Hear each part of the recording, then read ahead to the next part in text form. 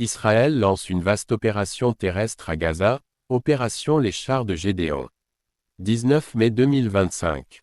L'armée israélienne, Tsahal, a lancé une offensive terrestre majeure dans la bande de Gaza, baptisée « Opération Les Chars de Gédéon ».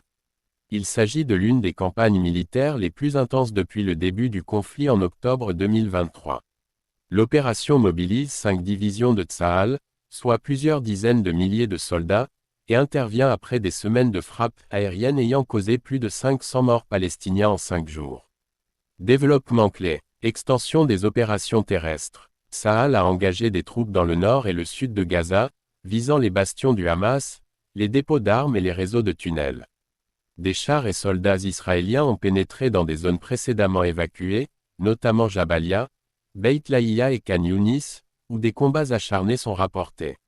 Selon l'armée, plus de 670 cibles du Hamas ont été frappées en une semaine, entraînant la mort de dizaines de militants. Une catastrophe humanitaire qui s'aggrave. Bilan humain, le ministère de la Santé de Gaza fait état de 53 339 morts palestiniens depuis octobre 2023, dont 464 cette dernière semaine. Hôpitaux hors service. L'hôpital indonésien dans le nord de Gaza a cessé de fonctionner après avoir été ciblé, laissant des milliers de blessés sans soins. Famine imminente. Le blocus israélien, en place depuis 11 semaines, empêche l'entrée de nourriture et de médicaments. La malnutrition est sévère, des enfants perdent leurs dents et des familles survivent avec un seul repas par jour. Négociation de trêve sous les bombes. Médiation du Qatar. Le Hamas a proposé une trêve de 60 jours en échange de la libération de 9 otages israéliens, de prisonniers palestiniens, et de 400 camions d'aide humanitaire par jour.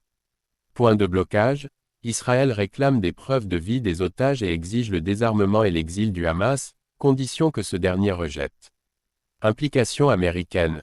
Le secrétaire d'État Marco Rubio a confirmé que les États-Unis participent activement aux discussions. Cependant, le Premier ministre Netanyahou refuse de s'engager sur un cessez-le-feu. Déplacement et cibles civiles. Évacuation forcée. Des tracts largués par Tsahal ordonnent aux civils de fuir le nord de Gaza, provoquant un exode massif. Beaucoup partent avec de la farine avariée et des lentilles infestées, faute de mieux. Frappe controversée.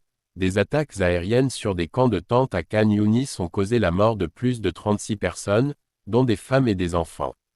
Des vidéos circulent montrant des corps calcinés. Réaction internationale. Condamnation mondiale. L'ONU, l'Espagne, l'Italie et l'Allemagne appellent à un cessez-le-feu immédiat.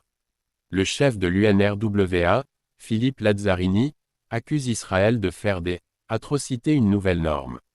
Aide conditionnée. Une initiative américaine prévoit la reprise de l'aide humanitaire d'ici le 24 mai. L'ONU a refusé d'y participer, accusant Israël de vouloir militariser l'aide. Contexte politique. Ligne dure de Netanyahou, le Premier ministre a réaffirmé sa volonté de détruire le Hamas et d'instaurer un contrôle militaire durable sur Gaza, malgré l'opposition croissante des familles d'otages.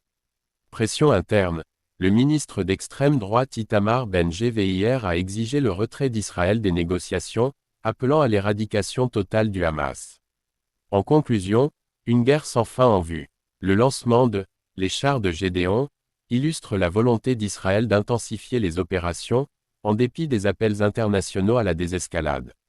Faute d'avancées diplomatiques, alors que la famine s'aggrave et que les infrastructures médicales s'effondrent, la crise humanitaire atteint un point de non-retour. Le monde regarde, impuissant, tandis que les bombes continuent de tomber. Quelle douleur! N'oublie pas d'abonner pour plus d'informations. Apprécie notre recherche avec un j'aime, merci.